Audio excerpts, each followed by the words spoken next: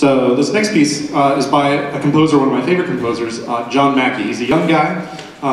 He's a relatively new composer, but he writes a lot of really good music, a lot of really good quality music. Oftentimes for bands at the high school level or early college level, you get people that are just out there to make a buck, and they have a formula and they just write the same music over and over and over again and call it something different.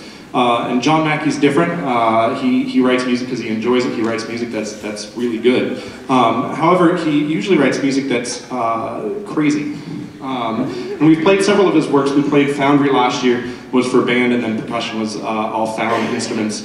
And we played Xerxes a couple years ago. He has one called Asphalt Cocktail.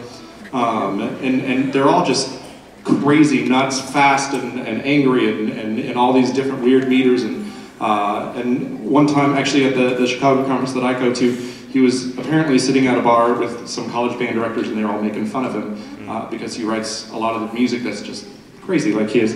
And so he went home and said, fine, all right, one that's not crazy, it'll be pretty and slow, and you'll like it. And so he did, and he showed up the next year and he said, here you go, there's my pretty piece, and I'll never write another one.